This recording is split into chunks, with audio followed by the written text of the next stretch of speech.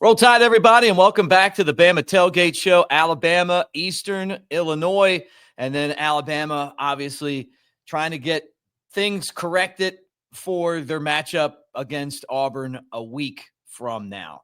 Hey, we got our buddy Chris Lowe here on the show, but before we do, let me remind you that this is brought to you by Visit Sevierville and the Smoky Mountains. Right now, until February 16th is Smoky Mountain Winterfest, and I'm telling you, it is the place you want to be for the holidays. They put up millions of lights along the Parkway in Sevierville, Pigeon Forge, and Gatlinburg. You can also check out Winterfest attractions like Shadrick's Christmas Wonderland, which is an LED drive-through light show. I love it. I mean, every time a bear video pops up, I'm always like, yeah, I was in Sevierville a couple weeks ago. I saw their bears in my parking lot. But anyway, short drive from Tuscaloosa or wherever you might be hanging out. Sevierville and the Smoky Mountains, I think, are absolutely wonderful. It's really, really, really a beautiful. When you head to the Smoky Mountains, it's only natural to visit Sevierville. Say it with me now. It ain't that hard. Sevierville. Give me some Finn. Your Smokies start here. All right, there he is, Chris Lowe from On 3. I'm Mick Gillespie, and again, Chris, good to see you. Let's get right into the situation Bama finds themselves in. A tough loss to Oklahoma, game that I think that they should have won. They outplayed Oklahoma in about every aspect, except they didn't manage the game the right way, and they turned the ball over.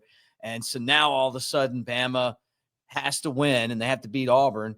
But if they do, they're going to the SEC championship game. Your assessment right now of where Alabama's at? This season has been, I don't want to say I'm a soothsayer, but this has been about what I thought it would be, Mick. I thought there would be a lot of these kind of games, teams beating up on each other, teams losing late in the season. Now, I didn't necessarily see Bama losing at home because they've been so good at home. Certainly under Nick and even with Kalen there, they've been just a different team. So I didn't see necessarily Oklahoma coming there and winning, but I did think that the rest of this year, we talked about it last week, that there still were some surprises coming. And you guess what? I think there are more coming, with 2 weeks to play. Certainly as we get into that last weekend, Thanksgiving weekend. But I don't think there's a lot of difference. I don't think there's a lot of separation between the 1 and 2 seed, seeds, teams in this league, and teams 6, 7, 8. I really don't. Or even, maybe you go deeper than that, 9, and you've sort of seen that play out. Alabama has not been able to run the football very well at all, and that was a big factor. And you're right, hurting themselves, self-inflicted wounds. Their total yards were way, way more than Oklahoma. Oklahoma, though, defensively, they're a little bit like Tennessee was last year. I don't think Oklahoma's dynamic by any stretch of the imagination on offense, but they're good enough on defense to be in every game, and you've seen that. And that's really not atypical of Brent Venables' teams. They're always really good on defense. They come at you from different angles. They cause turnovers. They do some things to put you in tough spots, and that's sort of what happened in that game. But you said it, Alabama still controls its own destiny. I sort of hate that phrase, actually. Everybody says it. But they do. I mean, they beat Auburn. They're going to be in the playoff. They're going to be – I say they're going to be in the playoff. They're going to be in the championship game. I don't even want to really go there because I think this is crazy, but I hope we don't get to a point, and let's use Bama as an example, where a team goes to its conference championship game and loses, and that game knocks that team out of the playoff. To me, if that happens or if it starts happening, then you just eliminate conference championship games because they're not worth it. But I do think that Bama will be fine if they win. Sure, they're going to win this week, but win on in 2 weeks in the Plains, which, as you know, tough. Hadn't been easy the last 2 times Bama's gone to the Plains. You might even say it's taken miracles. Man, it has. I mean, really, it has. I think, and we can talk about this more, I think this is a more talented, well-rounded Auburn team than either of the 2 teams that Bama beat the last 2 times on the Plains. They're really good on defense, and it looks like finally that they're starting to use those guys on the outside, i.e. Cam Coleman and Singleton, guys that, when we go back to August, start this season, to me, those were 2 guys that could have played anywhere. Mm-hmm. Yeah, I mean, look, it's setting up to be another huge Iron Bowl, right? I mean, DJ Durkin's trying to convince Auburn that he should be their head coach, and beating Alabama would definitely help him do that. And Kalen DeBoer has a team that needs to win this game now. And look, it's a must win whether you're in the college football playoff or not in the state of Alabama. But now this season's ruined if Alabama loses to Auburn. And I don't know what pressure-wise, who has more pressure on him. I mean, I almost feel like Alabama is better off in this matchup needing to win this game because they're going to be so focused. And if they do what they've done the majority of the season, they'll win. They're a really good team when they play that way. And Auburn's found ways to lose. And now they got some bad breaks against Georgia and some bad calls. But this is an enormous matchup. I sort of look at it two ways from Auburn's perspective. Do they go in knowing, all right, they could get bowl eligible potentially? Is that a team that, I mean, I say this and I understand what the reaction is going to be. Is that a team that wants to play in a bowl game? Do they want to practice for another, 3 months and play in a bowl game? I think to me, more of the prize for Auburn is to beat Alabama, take them down and ruin their season and finish with some pride. I mean, this is a team that, you said it best, man. They have found ways to lose games all year long. And they've been, I would say, Mick, I don't have the schedule right in front of me. They've been in just about every game really but one that they've had chances going to the last, 4, 5, 6 minutes to win the game. And they haven't done it. So they're very capable.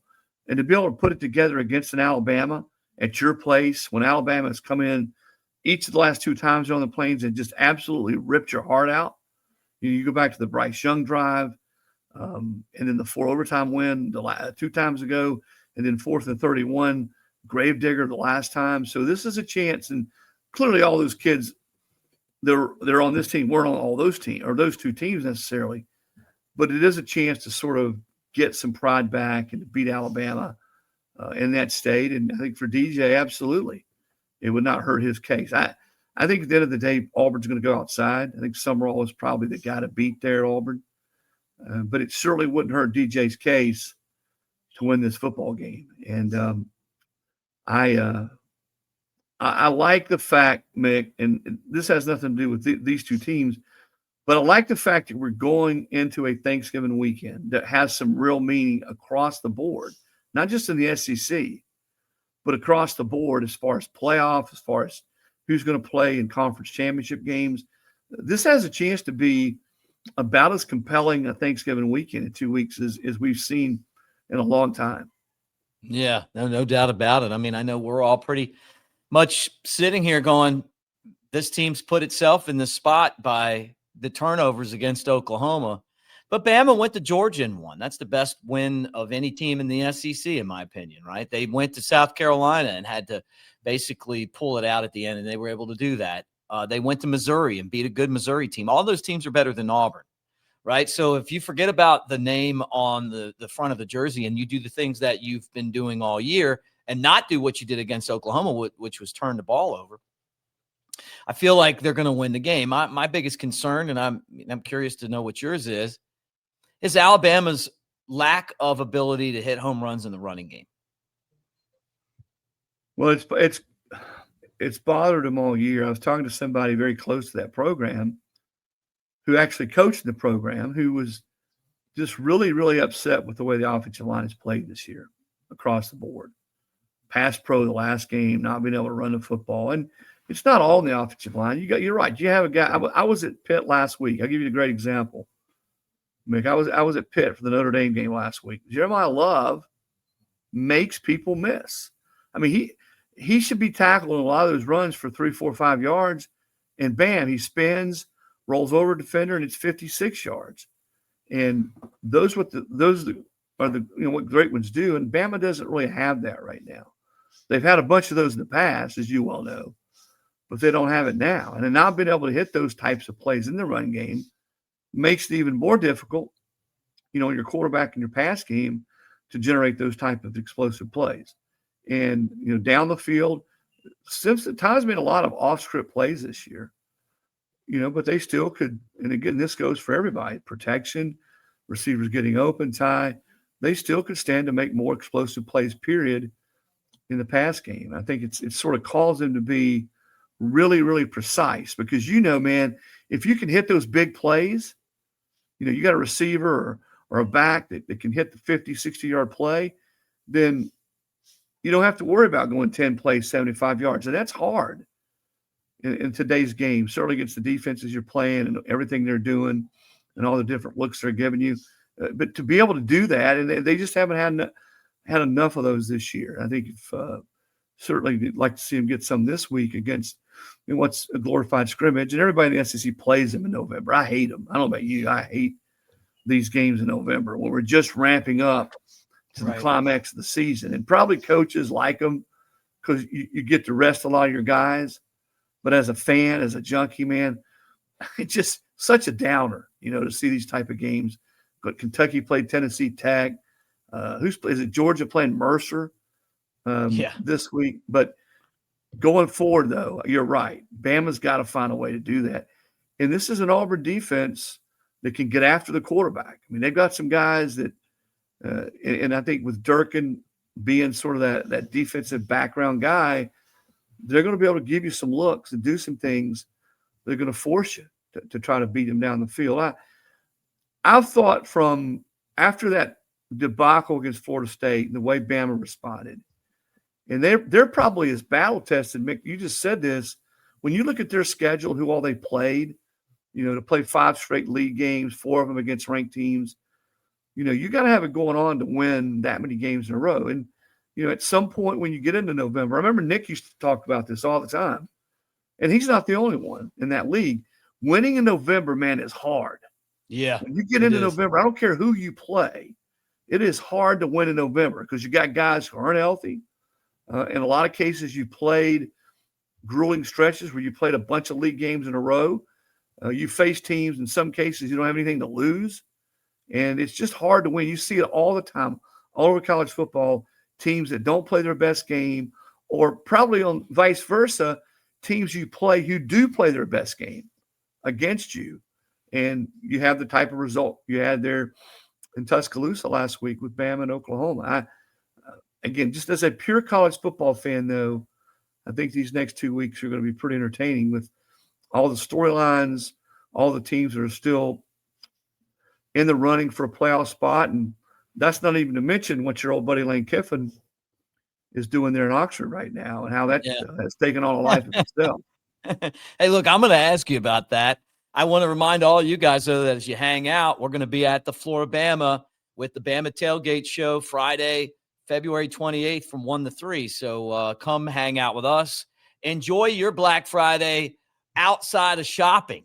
Come shop with us for bushwhackers and stuff at the Floribama. We'll be at the main Floribama. We'd love to see you guys out there as we talk Bama football with Chris Lowe on the show. Okay.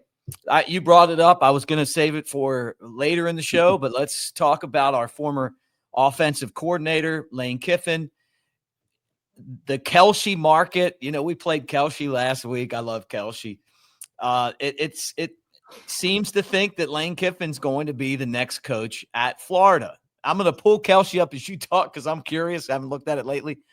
What's going on with this whole situation? Is he going to Florida? Is he going to LSU? Is he staying at Ole Miss? Is he going to the Titans? He's the hottest name in football. I would start by saying no to the Titans. I think we could have we could tape this 10 times over the next 5-6 hours, and it might be LSU the first taping, Florida the next taping, Ole Miss the next tape, and he's going to stay. Boy, the signs sure point to him going somewhere. I mean, he just has been so non-committal. And he's been given every chance to say, hey, I'm staying at Ole Miss. I mean, Lanning said it, Sark said it. And listen, I'm not beating up on Lane. If Lane doesn't know, he doesn't know. And I get Ole Miss fans and I get the Ole Miss administration saying we need to know something, man. We can't have this drag on. We've got our program to worry about. We can't go into December with signing date and the portal opening in early January. Even if we win a couple games in the playoff, and then you say, hey, It's been great. I appreciate all your support. Appreciate everything you've done. I'm going to LSU. I mean, that's a killer for a program. So I get it from Ole Miss's stance. But, if you sit back and you don't have a dog in the fight, Mick, what is Lane supposed to do at this point? If he truly doesn't know, is he supposed to say, well, okay, I won't coach in the playoff, or I'm not going to keep going forward, keep coaching this football team that I put so much, blood, sweat, and tears into. Yeah, you'd like for him to make a decision. Yeah, he's probably done and said some things, which I'm sure you have a hard time believing that Lane would do some things that would create extra drama. But yeah, it's anybody who knows Lane, has been around him, who's covered him. I'm not shocked by any of this. The guy has a hard time making his mind up. He really does. He has a hard time making decisions, and I don't think in his heart of heart he can wrap his hands around the fact that he's got a playoff football team and he's not going to coach him because he wants to go elsewhere. Trying to figure out a way to make it all happen. What's the old saying? Have your cake and eat it too. I think that's probably what's going on right here. And yet he genuinely does like living in Oxford. He has found himself there. He's in a better place than he's been at in a long time. And he's got a program and a university that have supported him to the hilt. Did you ever think you'd see Ole Miss invest in football the way they have the last few years? And granted, we didn't know what a portal was 10 years ago, but going out and buying players the way they have and keeping players, and you're paying Pete Golding more than you're paying your defensive coordinator, more than any other school in the SEC is paying its defensive coordinator. Right. So they've given him pretty much everything he wants. They pretty much leave him alone. He's got a good thing there, but I also think this. People say, well, why would he leave? Even Nick Saban said, I'm not so sure that Lane doesn't have a better job there than he does anywhere else. Yeah. I still think in all coaches, Mick, there's that chip that if a LSU or a Florida come after you, a Rolls-Royce type job historically, and both of those schools are not exactly burning it up right now or haven't, there's always that urge, hey, I can go there and I can return them to past glory and be that guy who does that. And if I do that, I'm going to have, again, using the Rolls-Royce moniker, the vehicle that's going to get me every year, at least give me a chance to win a national championship. Does he have that at Ole Miss? I mean, we could debate that. I don't know. But I do think when you look at LSU and Florida, those two schools have won national championships historically. They've won SEC titles. Ole Miss, I know it's a different age and different day. They haven't won a title. They've never been to the SEC championship game. And I think coaches look at that maybe whereas fans don't. But that doesn't mean that, and I want to be clear on this because I'm sure some Ole Miss fans will watch this. I'm not saying you can't do that at Ole Miss. I think he's proven, and the school's proven in the last few years, that you can swim in those waters. Yeah. And if you're swimming in those waters, you usually got a chance. All right, look, let's take a look at the Kalshi markets because I'm curious to see what they say. Lane Kiffin to the Florida Gators. Ooh, 55% of the exchange right now says that he's going to be there. Jed Fish, at one point, it was 94%. So maybe people think that's going to happen, but they haven't named him head coach. And here's LSU at this exact moment. So still, he's the favorite to be the coach at LSU, with Joe Brady being the guy in second, Eli Drinkowitz third. So this is the Kalshi markets. And I, not to say they're right or wrong, but it's just, that's where the public's money is, right, in this exchange. And if you guys want to do it, $10 when you sign up with our code Bama Tailgate and trade $100. Give me your thoughts, though. I agree with you on the fact that I think Ole Miss right now is as good of a job as Florida, and I don't think it's as good of a job as LSU, but there's a lot less that you have to deal with at Ole Miss. He's going to get to the college football playoffs unless they lose to Mississippi State, which could be a tough game. Boy, if that happens, Nick, if they lose with all this, you saw the movie Mississippi Burning. Remember Mississippi Burning, the old movie? Yeah. They'll do a sequel. They'll do a sequel if they go and lose in Starkville in a week. That'd be terrible, right? Yeah, crazy, right? Do you know Dee Snider, Lita Ford? Do you remember Twisted Sister? I do. Fan of them. They're going to be at Pro River Resort December 27th, 8 o'clock. Also Firehouse. 3 mega bands from the 80s.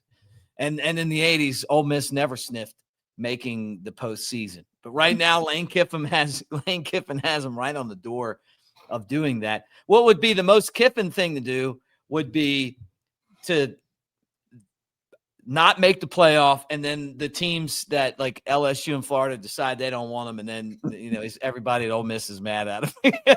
They may give him back. The fans may give him back. You can have him back at that point. Yeah. It's so hard to be a coach these days. I mean, look. No, it is.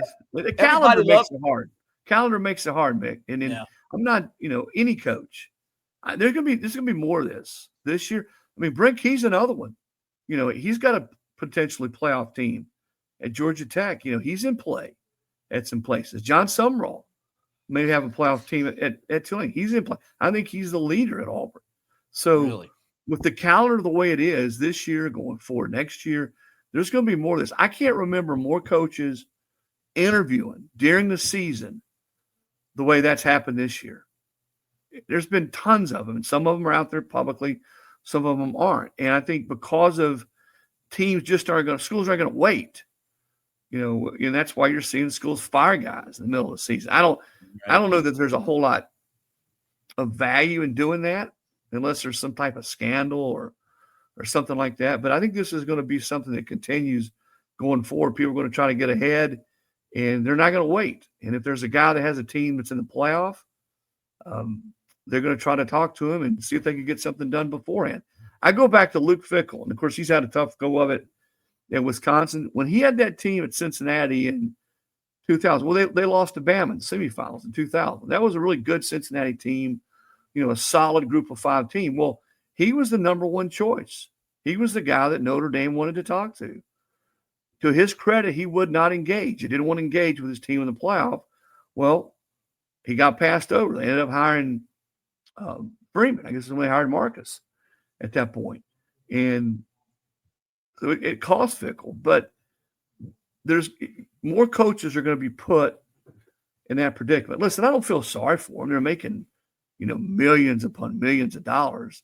But it does make these types of decisions difficult because of the, signing day in December, the portal opening in the second. Coaches are constantly, when they leave, not all, but a lot of them are trying to take guys with them.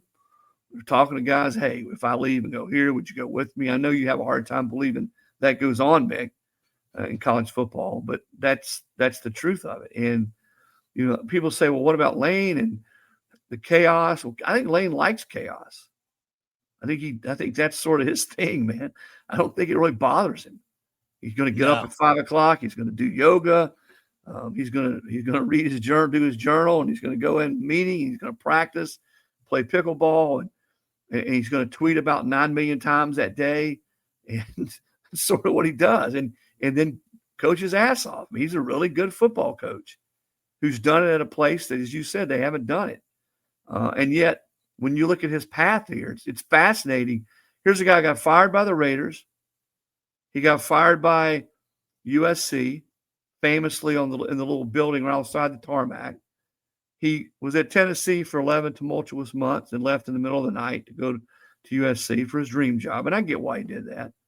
He got fired the week before the national championship game by Nick there after they beat Washington, when he had taken the job at Florida Atlantic, a little bit like this situation. And Nick felt like he was distracted and ended up letting Sark call the plays. And yet here he is now, the apple of all the top schools' eye to be their head football coach. I love college. It's one reason I love college football, man, is you never know a year later, 10 years later, what it's going to look like. And a lot of credit to Lane, because he's completely reshaped his life, certainly off the field, and he's given these schools, whereas, I mean, in circa 15 or 16 or 17, none of these schools have ever touched him in the SEC. And he's done what he's needed to do on and off the field to give himself a shot. So how this plays out, I don't know. I get asked 30 times a day what he's going to do. but it certainly sort of captivated the college football world at this point. I mean, look, I can't believe it, to be honest with you. I mean, to see this guy's career and what he's been able to kind of reinvent himself and do after the time that he spent at Alabama, after what happened at USC, what happened with the Raiders. And right now he's by far the hottest name. There's a lot of Bama fans that are upset that Alabama didn't hire him because he would have taken that job in a second. And if Lane Kiffin would have been this version of Lane Kiffin, he'd have gotten the job. No questions. They would have been fine with hiring him. But he wasn't this guy when he was in Tuscaloosa. So there's a part of me that's kind of like just intrigued by this genius on one hand that's done just all this crazy stuff. And now he's a guy that's I look at and I go, I want to see the motion picture. I want to like I can't take my eyes off of it. Well, again, I think it's some of us like living in the serene comfort of sitting out and watching the ocean. Some of us like to be in the middle of the battle, so to speak. I just think Lane doesn't mind chaos or drama whatsoever. I think that's sort of his thing. And yet I still, and I've seen him. It's still hard for me to picture Lane at yoga at 5:30 in the morning and then sort of meditating and doing his journal. I mean, it's known him as long as I've known him, but I mean, it's legit. That's his daily routine, and I think he's going to keep winning wherever he is. I don't think whether he stays at Ole Miss, whether he goes to LSU or Florida, he's going to keep winning. And I think the better talent he has, and he's as good with quarterbacks as any. I mean, your buddy Jake Coker, ask Jake Coker, ask Blake Sims, when he was there. Ask Jonathan Crompton. Jonathan Crompton at Tennessee hadn't scratched. I mean, he had not played well at all. Lane comes in there in 2009, and I think this is right. I think Crompton ended up getting drafted. Yeah. After 1 year with Lane. So, you give him, and I think the Austin Simmons kid at Ole Miss is really talented, but they bring in Chambliss from D2, and look what they've done with him. And so if he gets, whether it's staying there or whether he goes to LSU or he goes to Florida, and he gets a big-time, can't-miss, 5-star, top 2 or 3 quarterback with the kind of talent, you're going to be able to put around him, there's no doubt in my mind. I don't care if you abhor the guy or love the guy. He's going to keep winning football games. Yep, and that's the name of the game, and it's a tough business, right? One minute you're riding high like Kalen DeBoer, and then a 2-point loss to Oklahoma, and the playoff committee doesn't think they don't value the wins compared to the losses. And I guess that's the last thing I want you to kind of talk about before we get off here. I also want to remind everybody to join Mick Nation. AveD, hit that QR code right there.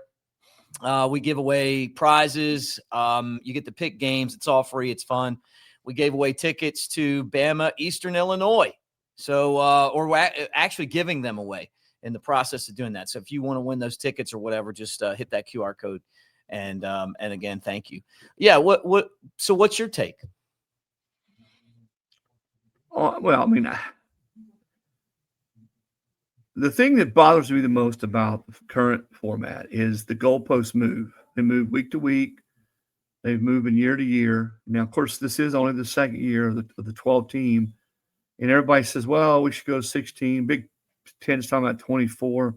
That's way too many teams for me. I don't know that we've had enough time. Is there enough body of work to really assess where we are?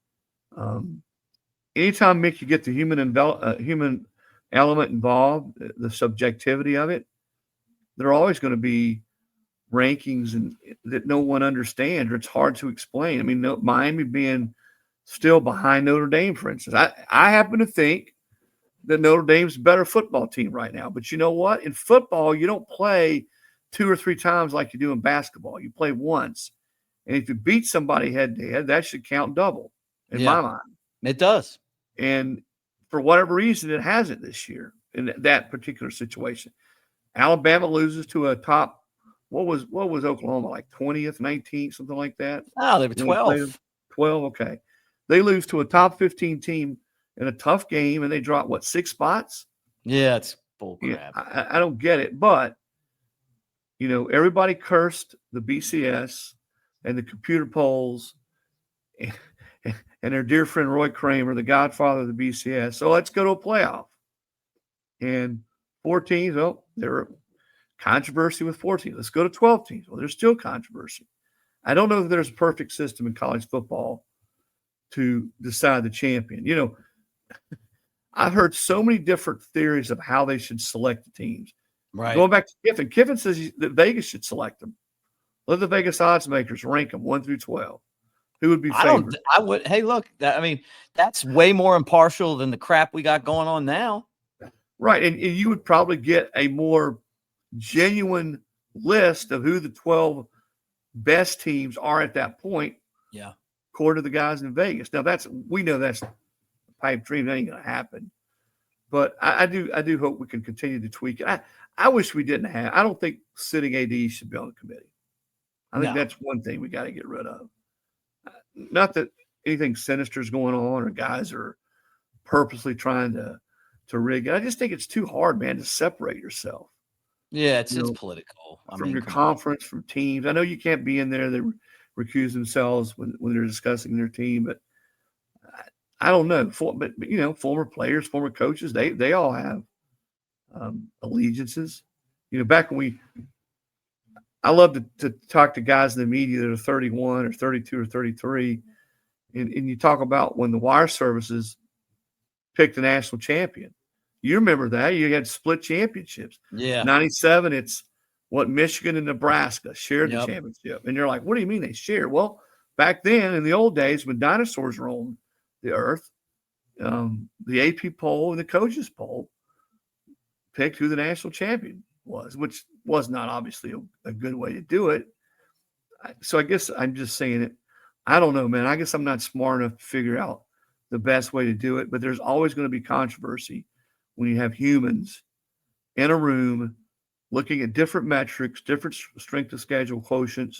They all look at tape differently. Former coaches look at tape like a coach. I don't want to play this team because they're damn good up front in the defensive line, or their quarterback is a guy that just makes quick decisions. Right.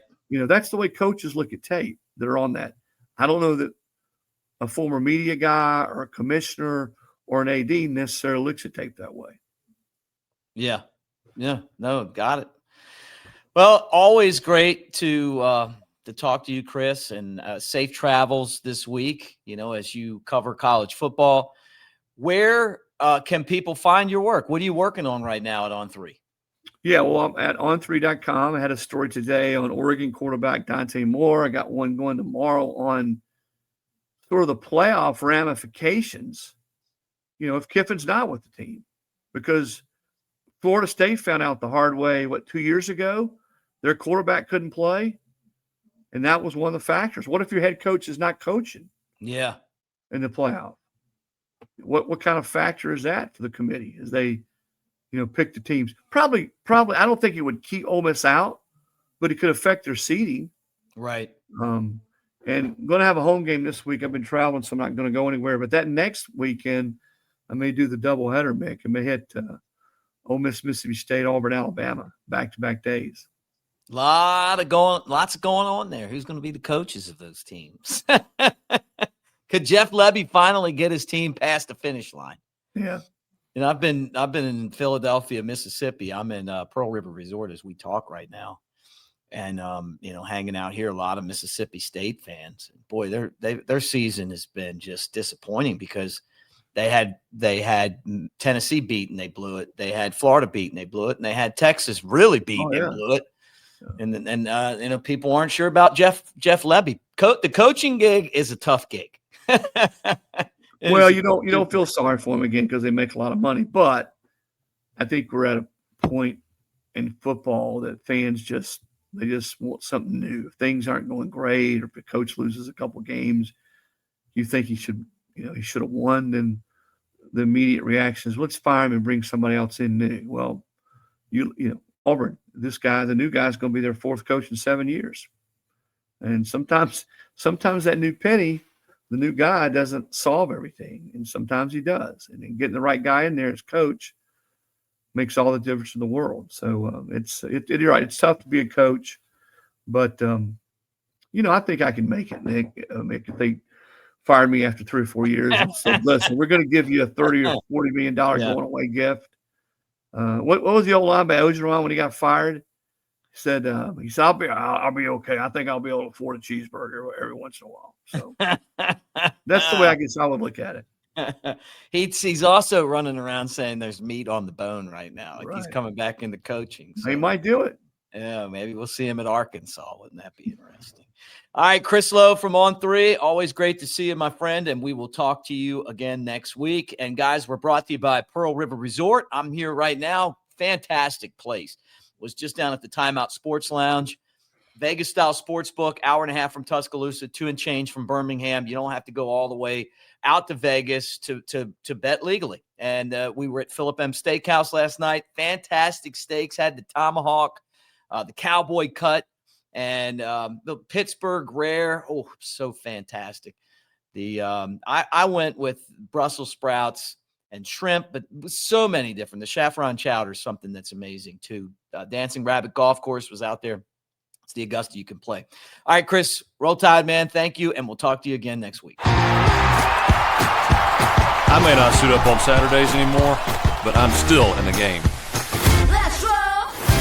In here, I call the plays, make adjustments, and lay it on the line. Want to feel that fire, that rush? Then you've got to get in the game.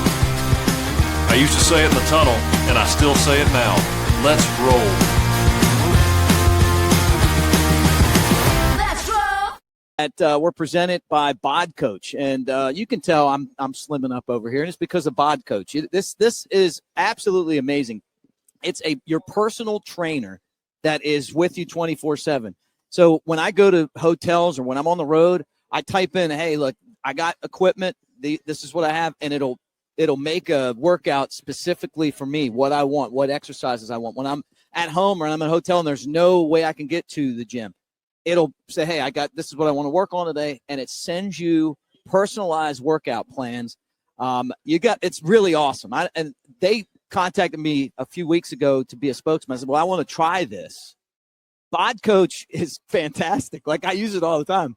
I mean, and if I'm telling you, man, like it makes working out when you are on the go like me so much better. Just because I don't always know I didn't play football at Alabama. I didn't have Scott Cochran yelling, yeah, and telling me what workouts to do.